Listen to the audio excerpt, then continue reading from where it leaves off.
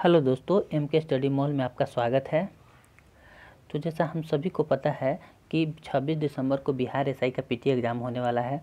उसी के को ध्यान में रखते हुए हम आपके लिए लाए हैं रहमान सर का जो ओरिजिनल सेट होता है, जो क्लासरूम में सैटरडे को करवाते हैं सेट, उसी सेट का हम पूरा करवाएंगे आप लोगों के बीच। आज जो लास्ट जो हुआ है 40वां सेट, उसका डिस्कशन करवाएंगे। ठीक है सेट जी, ऐसा कि सर डिस्कशन तो वहाँ पर 5 से 6 टीचर रहते हैं, तो वो डिस्कशन में लगभग 3 से 4 घंटा लगा देते हैं। तो ऐसे सर का डिस्कशन आप देख सकते हैं, बट हम कम टाइम में सिर्फ सर का क्वेश्चन जो है उसी पर हम फोकस करेंगे और उसी को आपका रिवाइज करवा देंगे। तो ये सेट बहुत इंपॉर्टेंट है, जो बच्चे देते हैं, जो ऐसे नहीं उनको दरोगा गुरु कहा जाता है। तो ठीक है, जिनको जो अच्छा लगे, आप अगर अच्छा लगे तो आप सेट बनाइएगा, नहीं तो भाई आप तो फ्री हैं। तो हम इस सेट का पूरा करवा देंगे। अगर मेरे चैनल पर आप नए हैं तो कृपया मेरे चैनल को सब्सक्राइब कर दीजिए और अपने दोस्तों में शेयर कर दीजिए, जिससे कि उनको भी फ़ायदा मिल सके। तो ये रियल क्वेश्चन है। देखिए, ये सेट 30 तारीख का है, 30/10/2021 का है, मतलब पिछला सैटरडे का ही सेट है। आज हम इसका पूरा 100 क्वेश्चन करवाएंगे। अब आपसे साथ में सेट लगाइएगा और बताइएगा कितना आपका नंबर आया, और कमेंट सेक्शन में ज़रूर बताइएगा, जिससे कि हमको भी कुछ पता चल सके। हाँ, 1-2 क्वेश्चन अगर हमसे बोलने में मिस्टेक बाय मिस्टेक हो जाए या तो आंसर की में गलती हो तो ज़रूर बताइएगा, जिससे हम उसको अगले सेट में सुधार कर सकें। ठीक है दोस्तों, तो अपने दोस्तों में शेयर करना नहीं भूलिएगा, और मेरे चैनल पर नए हैं तो ज़रूर सब्सक्राइब कीजिएगा, जिससे कि आपको आगे का भी सेट मिल सके। तो शुरू करते हैं आज हम सेट। चलिए, क्वेश्चन नंबर फर्स्ट है, भारत के इतिहास के संदर्भ में निम्न युगों पर विचार करें तथा बताइए कि निम्न युगों में से कौन सा युग सुमेलित है। ठीक है, कोड का प्रयोग करें। तो देखिए, पहला में जो बोला गया है एरीपति। एरीपति का मतलब होता है भूमि जिससे मिलने वाला राजस्व अलग से ग्राम जलाशय के रख रखाव के लिए निर्धारित कर दिया जाता था। ठीक है, दूसरा है तनियूर, एक अकेले ब्राह्मण अथवा एक ब्राह्मण समूह को दान में दिया गया ग्राम। घटिका, प्रायः मंदिरों के साथ संबंध विद्यालय। तो देखिए, इसमें जो इसका आंसर सही आंसर होगा, ठीक है, वो डी होगा। 1 और 3 मतलब फर्स्ट और थर्ड इसका सही है, बाकी सेकंड गलत है। नेक्स्ट क्वेश्चन देखेंगे, कलिंग नरेश खारवेल का संबंध किस वंश से था। ठीक है, तो इसका आंसर होगा ऑप्शन नंबर 2, चेदी वंश से था इनका संबंध।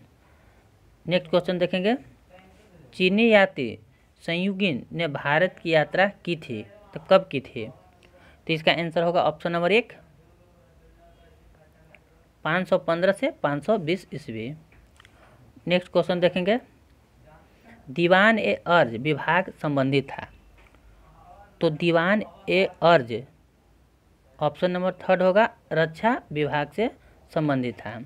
देखिए, इसके बारे में जान लीजिए। दीवान ए अर्ज सल्तनत काल की एक विभाग था जो रक्षा विभाग से संबंधित था, जिसकी स्थापना बलबन ने किया था। किसने की थी? बलबन ने। ठीक है, अब नेक्स्ट क्वेश्चन हम लोग देखेंगे, जसवंत और दशावन प्रसिद्ध चित्रकार मुगल सम्राट के राज दरबारी में थे। तो किसके राज दरबारी में थे? तो इसका होगा ऑप्शन नंबर 1, आपको पहले से ही पता हो, अकबर के काल में थे। चलिए नेक्स्ट क्वेश्चन देखेंगे, फारसी यात्री अब्दुल रज़ाक, ठीक है, भारत में किस राजा के शासनकाल में आया था। ठीक है, तो इसका ऑप्शन होगा ऑप्शन नंबर 3 होगा, देवराय द्वितीय के काल में आए थे। ठीक है, देखिए, देवराय द्वितीय का काल था 1422 से लेकर 1446 तक इनका कार्यकाल था, और अब्दुल रज़ाक कब आए थे? तो 1443 को आए थे, मतलब 1443 में आए थे। चलिए नेक्स्ट क्वेश्चन देखेंगे, द्वैत शासन का जनक किसे माना जाता है। तो इसका आंसर होगा ऑप्शन नंबर 4, सर लियोनस कार्टिस को माना जाता है। नेक्स्ट क्वेश्चन देखेंगे, निम्न में से किस वायसराय के कार्यकाल में भारतीयों को राय बहादुर और खान बहादुर उपाधियां प्रदान करना प्रारंभ हुआ। तो इसका आंसर होगा ऑप्शन नंबर 2, लॉर्ड लिटन के काल में। ठीक है, लॉर्ड लिटन के काल में भी द्वितीय अफगान युद्ध हुआ था 1878 से 80 के बीच में। ठीक है, नेक्स्ट क्वेश्चन देखेंगे, कर्नाट वंश के संस्थापक कौन थे। तो इसका ऑप्शन नंबर 1 होगा नान्य देव। नेक्स्ट क्वेश्चन देखेंगे, सुभाष चंद्र बोस का कब भारतीय राष्ट्रीय कांग्रेस के सभापति के रूप में निर्वाचित हुए? तो आंसर होगा ऑप्शन नंबर 2, हरिपुरा अधिवेशन में 1938 में, 1938 में। ठीक है, नेक्स्ट क्वेश्चन देखेंगे। बिहार में धातु प्रस्तरयुगीन अवशेष मिले थे। ऑप्शन नंबर 1 है लौरिया अरेराज चंपारण से, लौरिया नंदगढ़ चंपारण से, रामपुरवा चंपारण से, उपयुक्त सभी। तो इसका आंसर होगा उपयुक्त सभी। ठीक है, नेक्स्ट क्वेश्चन देखेंगे। सेना के दशमलव प्रणाली के आधार पर संगठित करने की व्यवस्था दिल्ली सल्तनत के किस सुल्तान द्वारा की गई? तो इसका ऑप्शन होगा 4 अलाउद्दीन खिलजी। नेक्स्ट क्वेश्चन देखेंगे। महमूद गजनवी के भारत पराक्रमण के समय भारत आए विद्वान अलबरूनी ने किस महत्वपूर्ण ग्रंथ की रचना की थी? तो आपको शायद पता ही होगा पहले से। तो ऑप्शन नंबर 2 होगा किताब उल हिंद। नेक्स्ट क्वेश्चन देखेंगे। जहाँ केवल कायरता और हिंसा के बीच चुनाव करना हो, वहाँ मैं चाहूँगा कि अपनी बेइज्जती को असहाय नज़रों से देखते रहने के बदले भारत अपनी प्रतिष्ठा की रक्षा करने के लिए हथियारों का सहारा ले। यह कथन किसका है? यह कथन आपके सोच के उल्टा है। ऑप्शन नंबर 4 होगा महात्मा गांधी के। ठीक है, चलिए नेक्स्ट क्वेश्चन देखेंगे।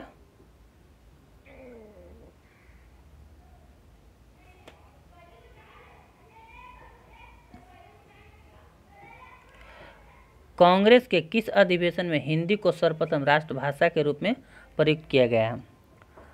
तो इसका आंसर होगा ऑप्शन नंबर 2 बेलगांव अधिवेशन 1924, जिसकी अध्यक्षता केवल एक ही महात्मा गांधी ने बस इसी की अध्यक्षता की थी, बेलगांव अधिवेशन 1924। नेक्स्ट क्वेश्चन देखेंगे। सर्वप्रथम चारों आश्रमों के विषय में जानकारी कहाँ से मिलती है? तो इसका आंसर होगा ऑप्शन नंबर 1 होगा जावालोपनिषद से। ठीक है, नेक्स्ट क्वेश्चन देखेंगे। किस वंश के शासक ने क्षत्रप प्रणाली का प्रयोग किया था? तो इसका ऑप्शन नंबर होगा 4 शकों ने किया था। क्षत्रप प्रणाली है क्या? तो ये मुखिया जो होता था ना, उसको दिया जाने वाला एक उपाधि था। ठीक है, इसका शुरुआत किसने किया था? शकों ने किया था। देखिए, आप सेट लगा भी सकते हैं और अपना स्कोर भी बताइएगा। अगर सेट लगाने में समर्थ है तो सिर्फ इसको एक बार देख लीजिएगा, एग्जाम में बहुत ही फायदा करेगा आपके लिए। 1 से 2 बार जरूर देख लीजिएगा। चलिए नेक्स्ट क्वेश्चन देखते हैं। हड़प्पा संस्कृति निम्न में से किस काल से संबंधित मानी जाती है? तो इसका आप पहले से भी जानते हैं, आंसर होगा 3 कांस्य युगीन सभ्यता। नेक्स्ट क्वेश्चन देखते हैं। 1.5 मीटर लंबे व्यक्ति को अपना संपूर्ण प्रतिबिंब देखने के लिए आवश्यक दर्पण की न्यूनतम लंबाई कितनी होगी? तो देखिए, समतल दर्पण में अपना अगर पूरा प्रतिबिंब देखना चाहते हैं कोई भी व्यक्ति, तो अपने से आधा मतलब का अपने से आधे हाइट का दर्पण होना चाहिए। ठीक है, तो इसका आधा ऑप्शन क्या होगा? ऑप्शन नंबर 3 होगा 0.75। ठीक है, कोई भी अगर इस टाइप का न्यूमेरिकल दे तो एकदम कंफर्म रख लीजिए कि अगर समतल दर्पण में पूरा प्रतिबिंब देखना चाहते हैं तो अपने से आधे हाइट का दर्पण होना चाहिए। ठीक है, चलिए नेक्स्ट क्वेश्चन देखते हैं। प्रकाश का रंग मूलतः निम्न तथ्यों पर निर्भर करता है। तो आपको ये पता होगा कि प्रकाश का जो रंग है ऑप्शन नंबर 1 होगा प्रकाश के तरंगदैर्घ्य पर निर्भर करता है। चलिए नेक्स्ट क्वेश्चन देखेंगे।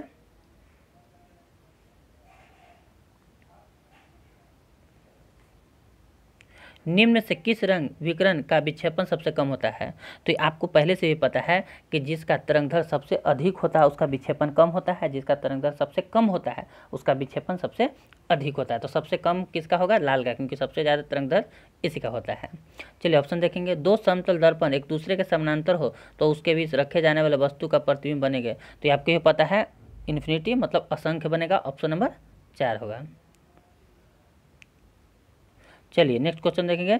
नाभिकीय संलयन रिएक्टरों में विषय में निम्न कथनों पर विचार कीजिए। तो देखिए कथन देख लेते हैं। पहला है वे भारी नाभिकों के विखंडन के सिद्धांत पर कार्य करते हैं। ऑप्शन नंबर 2 साधारणतया उनकी टोकमाक डिजाइन होती है। तीसरा वे बहुत अधिक तापक्रम पर कार्य करते हैं। तो इसका आंसर होगा ऑप्शन नंबर 3 होगा। 2 और 3 केवल सही है, मतलब पहला नंबर गलत है, कथन पहला गलत है। ठीक है, चलिए नेक्स्ट क्वेश्चन देखेंगे। नाभिकीय संरचना में मॉडरेटर का कार्य क्या है? तो नाभिकीय संरचना में मॉडरेटर का काम ऑप्शन नंबर 4 होगा, न्यूट्रॉनों को धीमा करना। जो न्यूट्रॉन की गति है ना, उसको कम करने के लिए इसका यूज होता है। चलिए नेक्स्ट क्वेश्चन देखेंगे।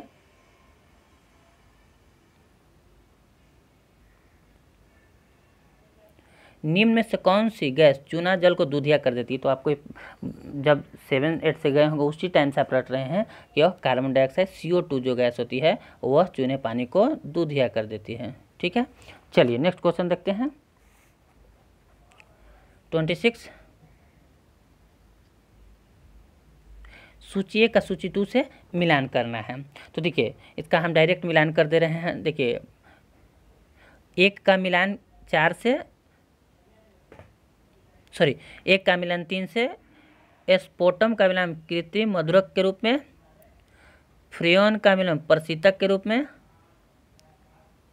नियोप्रीन का संश्लेषित रबड़ के रूप में, केनाड्रिल का प्रयोग प्रतिहिस्टोमिन के रूप में। तो ऑप्शन नंबर क्या हो जाएगा सही? 3 हो जाएगा। चलिए नेक्स्ट देखते हैं। बेकेलाइट निम्न में से संघनन से बनता है। तो ऑप्शन नंबर 2 होगा, फिनॉल तथा फॉर्मल्डिहाइड के संघनन से बनता है। चलिए नेक्स्ट क्वेश्चन देखते हैं। टेफ्लॉन निम्न में से किस एकलक का बहुलक होता है? तो आंसर 1 होगा, टेट्राफ्लोरोएथिलीन। Option number 1 टेट्राफ्लोरोएथिलीन। चलिए नेक्स्ट क्वेश्चन देखेंगे। निम्न में से किस युग्म का सही सुमेलित नहीं है, मतलब गलत चुनना है। ठीक है, तो देखिए ऑप्शन नंबर 1 विटामिन B1 संतरा, यही दिख गया कि यही गलत है। विटामिन D तो कॉड यकृत लिवर पाया जाता है, सही बात है। विटामिन E गेहूं के अंकुर तेल में पाया जाता है। विटामिन K अल्फा में पाया जाता है, सही है। मतलब आंसर कौन होगा? ऑप्शन नंबर 1 होगा, विटामिन B1 संतरा में नहीं, संतरा में विटामिन C पाया जाता है। ठीक है, और B1 जो है वह मूलांकुरण पदार्थों में पाया जाता है। ठीक है, इसी के कमी से बेरी बेरी रोग होता है। विटामिन B1 के कमी से बेरी बेरी रोग होता है। चलिए नेक्स्ट क्वेश्चन देखेंगे। निम्न में से कौन सा एक सुमेलित नहीं है? यहाँ पर भी खोजना है कि कौन सा।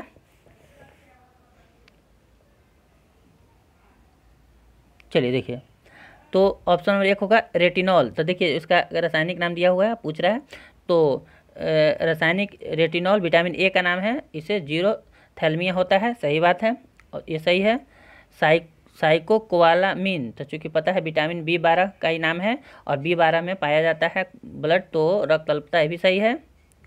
अब ऑर्गो कैल्सीफिरोल, तो ये विटामिन D का नाम है, बीटा पार्ट है, तो इरिकेट से हड्डी से संबंधित है, ये भी सही है। मतलब ऑप्शन नंबर 2 गलत है। टेकोफेरोल विटामिन E है, और चूँकि विटामिन E की कमी से क्या होता है? जनन क्षमता में कमी होता है। ये बेरी बेरी विटामिन B1 की कमी से होता है, तो ये गलत है। तो ऑप्शन नंबर B सही हो जाएगा।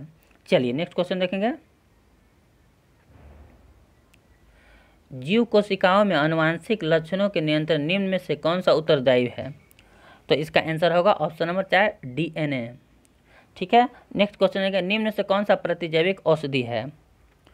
तो आंसर नंबर होगा 3 क्लोरामफेनिकोल।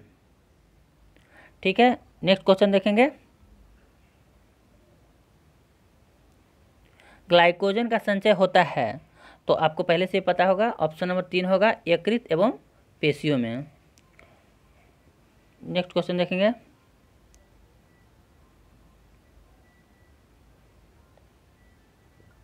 दस % जो नियम है टेंडम का 10% नियम ऊर्जा। ठीक है, तो देखते हैं इसका संबंध किससे है। तो इसका आंसर होगा ऑप्शन नंबर 1 होगा, ऊर्जा से के खाद्य पदार्थों का जो संचलन होता है, तो हर खाद्य पहला से दूसरे में 10% कमते चला जाता है। मतलब 10% मिलता है, उसका 10% दूसरा को मिलता है, और फिर दूसरा का 10% तीसरा को मिलता है। तो आंसर नंबर 1 होगा, ऊर्जा का खाद्य पदार्थ के रूप में एक पोषीय स्तर से दूसरे पोषीय स्तर तक पहुंचाना। तो ऑप्शन नंबर 1 होगा। चलिए नेक्स्ट क्वेश्चन देखेंगे। पारिस्थितिकी एवं तंत्र एवं DDT का समावेश होने के बाद निम्न में से किस एक में उसका संभवतः अधिकतम सांद्रण प्रदर्शित होता है? तो इसका आंसर होगा ऑप्शन नंबर 3 सांप में। नेक्स्ट क्वेश्चन देखें, निम्न में से किस पर्वतमाला को सह्याद्री के नाम से भी जाना जाता है? तो पहले ही पता होगा, पश्चिमी घाट, ऑप्शन नंबर 2 होगा। सूर्योदय के समय पृथ्वी से सूर्य के बीच दूरी कितनी होती है? तो ये अधिकतम दूरी होता है जिसको 15.2 करोड़ किलोमीटर, और जो न्यूनतम होता है 14.8 करोड़ किलोमीटर। ठीक है, नेक्स्ट क्वेश्चन देखेंगे। भारत में सर्वोत्तम श्रेणी के संग्रहण निम्न से किस स्थान पर प्राप्त होता है? तो इसका आंसर ऑप्शन नंबर 2 होगा, मकराना, जो कि राजस्थान में है। चलिए नेक्स्ट क्वेश्चन देखेंगे। तमिलनाडु के तटीय भागों में जाड़ों में वर्षा निम्न में से किससे होती है? तो इसका आंसर होगा ऑप्शन नंबर 1 होगा, उत्तर पूर्वी मानसून लौटती हुई मानसून के कारण। चलिए नेक्स्ट क्वेश्चन है, एस्किमो लोगों द्वारा टुंड्रा क्षेत्र में बर्फ के टुकड़ों की सहायता से बनाए गए अर्धगोलाकार आवासों को क्या कहा जाता है? तो ये पहले से ही आप पढ़े हुए हैं, आपको पता भी होगा। इसका आंसर होगा ऑप्शन नंबर 4, इग्लू कहा जाता है। चलिए नेक्स्ट क्वेश्चन देखेंगे। बिहार के मैदानी भागों में चलने वाली गर्म हवा को लू कहा जाता है, जिसकी रफ्तार होती है। तो इसका होगा ऑप्शन नंबर 3, 8 से 16 किलोमीटर पर घंटा होता है, जिसको हम लोग आम भाषा में लू बोलते हैं। ठीक है, चलिए नेक्स्ट देखते हैं। निम्न में से पर्वतों में चोटियों का पूर्व से पश्चिम की ओर सही क्रम है? तो इसका आंसर होगा ऑप्शन नंबर 4 होगा, एवरेस्ट, उसके बाद कंचनजंगा, धौलागिरी और मकालू। चलिए नेक्स्ट क्वेश्चन देखेंगे।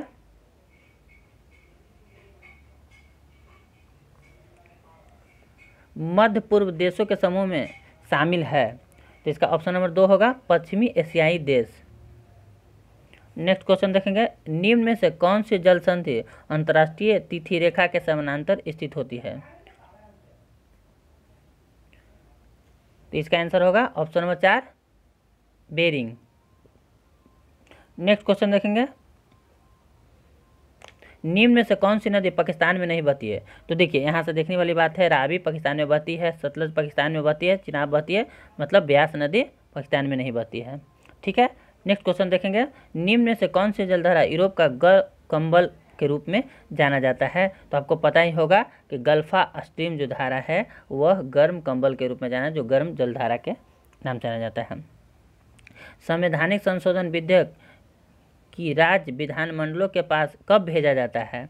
तो इसका आंसर होगा ऑप्शन नंबर 1, राष्ट्रपति की संस्तुति मिलने के पूर्व। नेक्स्ट क्वेश्चन देखेंगे। राष्ट्रपति द्वारा आपातकाल की उद्घोषणा कितने दिनों के भीतर संसद की स्वीकृति की आवश्यकता होती है? तो इसका आंसर होगा 1 माह के अंदर, ऑप्शन नंबर 3 होगा। नेक्स्ट क्वेश्चन देखेंगे। लोकसभा के अध्यक्ष को कौन पद की शपथ ग्रहण करवाता है? तो ये आपको पहले से पता है कि लोकसभा के अध्यक्ष का शपथ ग्रहण नहीं होता है, बल्कि उनका शपथ ग्रहण पहले से ही एक सदस्य के रूप में कराई जाती है, मतलब एक संसद के रूप में कराई जाती है। तो इसका आंसर होगा ऑप्शन नंबर 4, शपथ ग्रहण की आवश्यकता नहीं होती है। चलिए नेक्स्ट क्वेश्चन देखेंगे। यदि संसद के एक सदन का कोई सदस्य एक दूसरे सदन के लिए भी निर्वाचित हो जाता तो पहले में उसका स्थान कब तक रिक्त माना जाता है? ठीक है, तो इसका आंसर होगा ऑप्शन नंबर 3 होगा, अन्य सदस्य की सदस्यता के लिए शपथ ग्रहण वाले दिन से। नेक्स्ट क्वेश्चन देखेंगे। सर्वोच्च न्यायालय में न्यायिक कामकाज के लिए किस भाषा का प्रयोग किया जाता है, इस्तेमाल किया जाता है? तो इसका आंसर होगा ऑप्शन नंबर 2, अंग्रेजी। ठीक है, नेक्स्ट क्वेश्चन देखेंगे।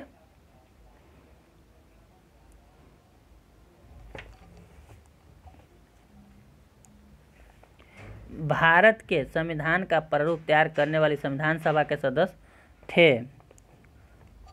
तो आंसर नंबर 3 होगा, विभिन्न प्रांत के विधानसभा द्वारा चुना गया सदस्य। ठीक है, नेक्स्ट क्वेश्चन देखेंगे। भारतीय संविधान सभा की पहली बैठक कब हुई थी? तो इसका भी आंसर नंबर ऑप्शन 3 होगा, 9 दिसंबर 1946 को, जिसकी अस्थायी सदस्यता सच्चिदानंद ने किया था, और 13 तारीख को अस्थायी सदस्य डॉक्टर राजेंद्र प्रसाद को चुन लिया गया था। ठीक है, नेक्स्ट क्वेश्चन देखें। संविधान की प्रस्तावना के बारे में कौन सा कथन सही है? तो देखिए, सही चुनना है तो ऑप्शन नंबर 1 है, समाजवादी धर्मनिरपेक्ष 1950 में लागू संविधान के अंग नहीं थे। ठीक है। उक्त शब्द 1977 में संशोधन द्वारा जोड़े गए थे। उक्त शब्द 1985 द्वारा जोड़े गए थे। उक्त संविधान संशोधन प्रस्तावना का अंग नहीं थे। तो ऑप्शन नंबर 1 सही है। उस समय नहीं था, इसको 42वां संविधान संशोधन में 1942 में जोड़ा गया था। तो ऑप्शन नंबर 1 सही है।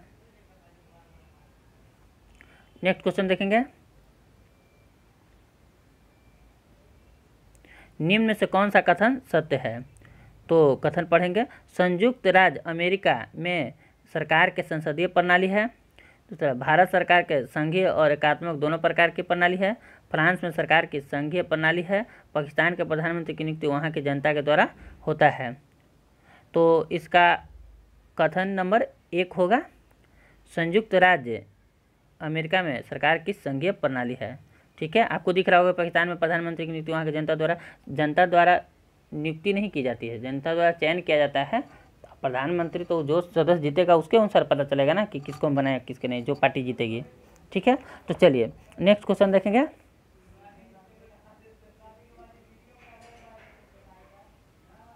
निम्न राज्यों के सृजन 1960 के बाद हुआ था। इनमें से गठन के अवरोही क्रम में व्यवस्थित कीजिए। तो देखिए यहाँ पर सबसे पहले देख लीजिए कि हरियाणा का 1966 में, ठीक है, सिक्किम का 1975 में, नागालैंड का 1963 में और मेघालय का 1972 में। ठीक है, तो आप मिला लीजिए, इसका आंसर होगा ऑप्शन नंबर 3। ठीक है, नेक्स्ट क्वेश्चन देखते हैं, भारतीय संविधान के अनुच्छेद 25 में प्रयुक्त शब्द हिंदू शब्द किससे सम्मिलित नहीं करता है? तो देखिए हिंदी बौद्ध धर्मों को सम्मिलित करता है, जैन धर्मों को सम्मिलित करता है, सिखों को सम्मिलित करता है, लेकिन पारसियों को सम्मिलित नहीं करता है। तो इसका आंसर क्या हो जाएगा? इसका आंसर हो जाएगा ऑप्शन नंबर सी, पारसियों। ठीक है, नेक्स्ट क्वेश्चन देखेंगे, जब सर्वोच्च न्यायालय किसी व्यक्ति अथवा संस्था को उसके दायित्व का निर्वहन हेतु लेख जारी करता है तो उसे क्या कहते हैं? तो आप पहले से ही पता होगा, ऑप्शन 2 होगा परमादेश। चलिए नेक्स्ट क्वेश्चन देखेंगे, 42वां संविधान संशोधन अधिनियम 1976 से भारतीय संविधान में एक नया अध्याय जोड़ा गया। तो आपको ही पता होगा कि वह मौलिक कर्तव्य जोड़ा गया था, जिसको 51 के क में रखा गया है। चलिए ठीक है, नेक्स्ट क्वेश्चन, हाँ आप लोग कमेंट में बताइएगा कि मौलिक कर्तव्य कितने हैं फिलहाल। ठीक है, चलिए नेक्स्ट क्वेश्चन देखेंगे,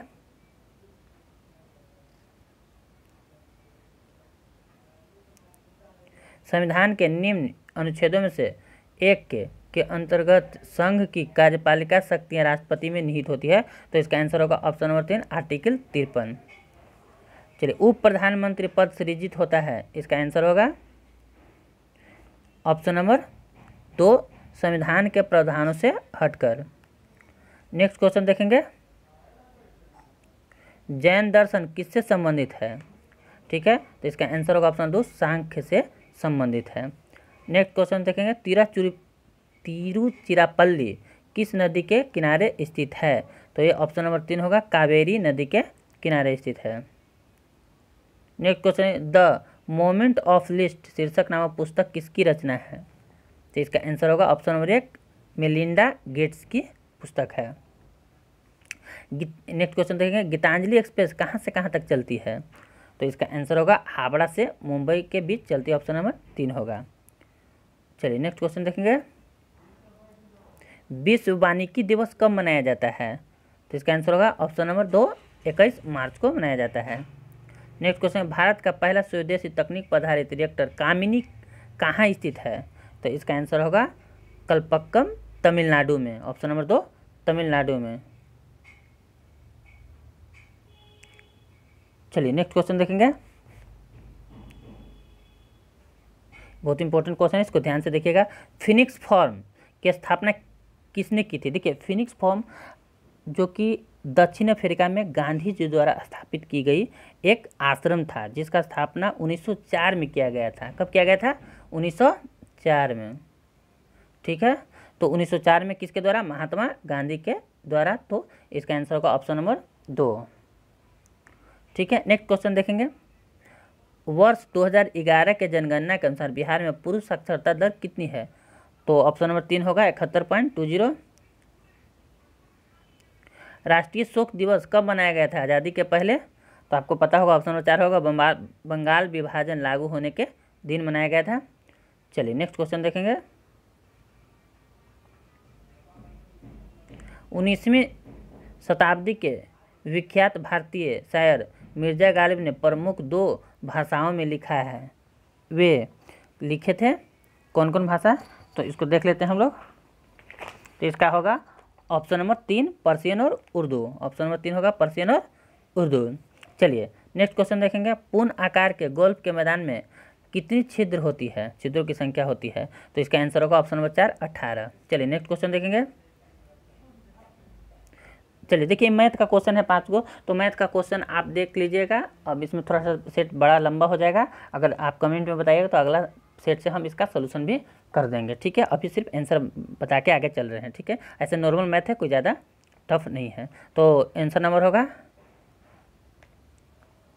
ठीक है, तो इसका आंसर नंबर होगा 2 15 मिनट। नेक्स्ट क्वेश्चन देखेंगे। ये भी देख लीजिएगा, इसका भी आंसर है 50 किलोमीटर।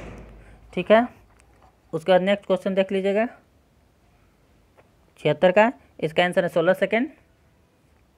77 का 1.5 किलोमीटर पर आवर।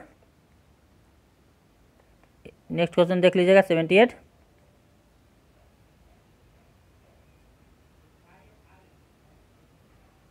78 का आंसर हो जाएगा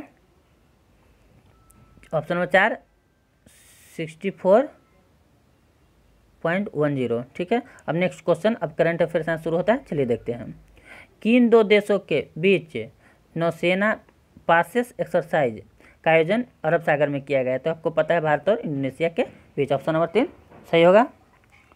चलिए आगे देखते हैं। किस देश के विकेट कीपर बल्लेबाज वाटलिंग ने अंतर्राष्ट्रीय क्रिकेट से संन्यास लेने की घोषणा की है? तो इसका होगा answer option number 1 New Zealand. Next question देखेंगे। किस बैंक ने आई चूज माई नंबर सुविधा की शुरुआत की है? तो इसका आंसर होगा ऑप्शन नंबर 1 जन स्मॉल फाइनेंस बैंक। चलिए नेक्स्ट क्वेश्चन देखेंगे।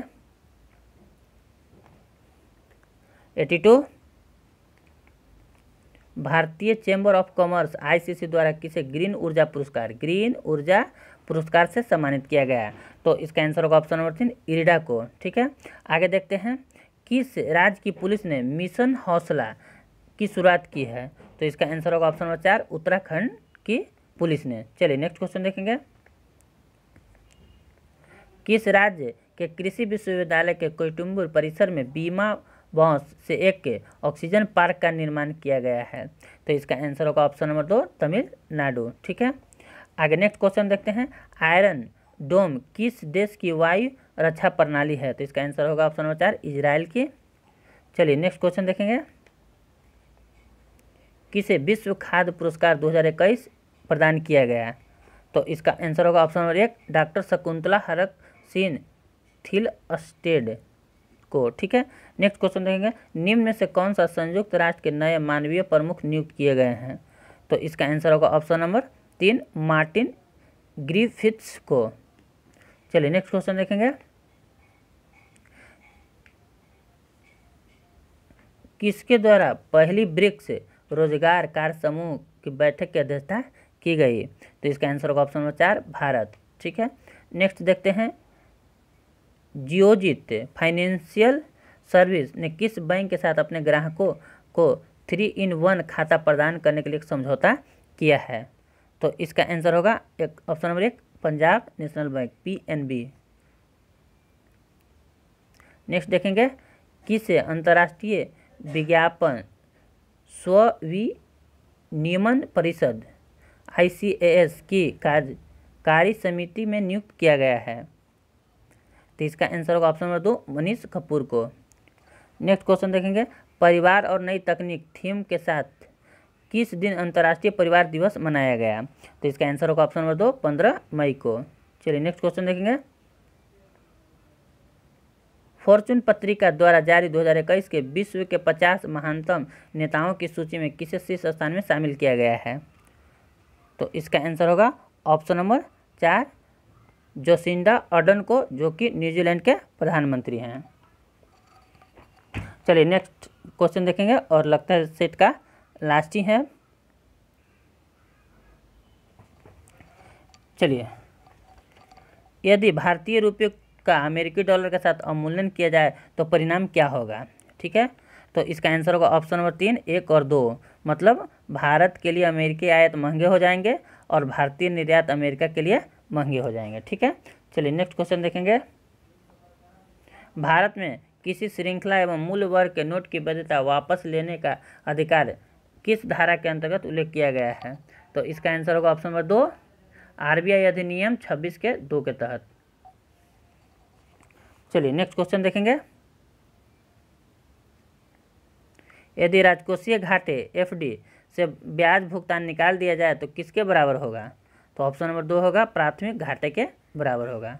चलिए नेक्स्ट क्वेश्चन देखेंगे। मुद्रा संकुचन अनुपयुक्त है क्योंकि? इसका आंसर